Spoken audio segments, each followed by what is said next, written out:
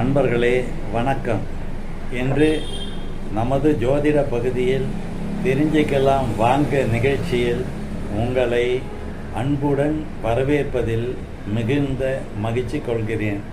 அன்பர்களே, இன்று நாம் காண இருப்பது திருமணம் செய்ய உகந்த காலங்கள் எவை என்பதை பற்றி பார்க்க போகிறோம்.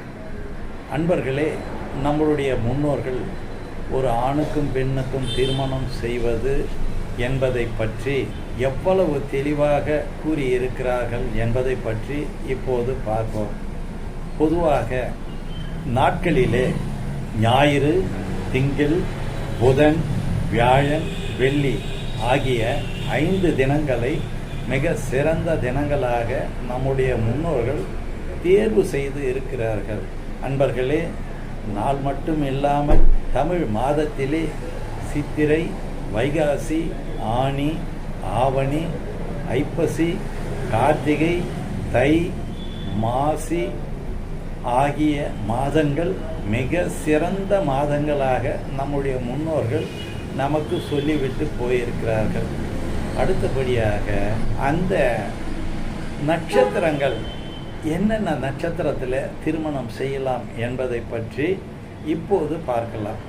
ரோகிணி, மிருகசீரிஷம், மகம் இந்த நட்சத்திரங்களிலும், உத்திரம், அஸ்தம், சுவாதி இந்த நட்சத்திரமும், அனுஷம், மூலம், உத்திராடம் இந்த நட்சத்திரங்களும், திருவோணம், உத்திரட்டாதி, ரேவதி ஆகிய இந்த 12 நட்சத்திரங்களும் மிக சிறந்த நட்சத்திரங்கள் என்று நம்முடைய முன்னோர்கள் நமக்கு சொல்லிவிட்டு சென்றிருக்கிறார்கள்.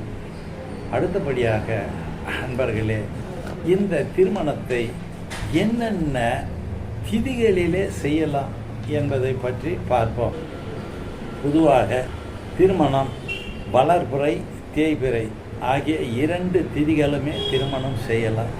இதிலே வளர்பிறை என்பது துவிதியை, திருதியை, பஞ்சமி, சப்தமி, ஏகாதசி, திரையோதசி ஆகிய திதிகளில் திருமணம் செய்ய சிறப்பு என்றும், தேய்பிறையிலே துவிதியை, திருதியை, பஞ்சமி இந்த திதிகள் சிறப்பானது என்றும் நம் முன்னோர்கள் நமக்கு சொல்லிவிட்டு சென்றிருக்கிறார்கள். மேலும் லக்கணங்களை பொறுத்தவரை ரிஷபம், மிதுனம், கடகம், தனுசு, கும்பம், மீனம், சிம்பம், கன்னி, துலாம் இந்த 9 லக்கணங்களில் திருமணம் செய்யலாம் என்று கூறியிருக்கிறார்கள்.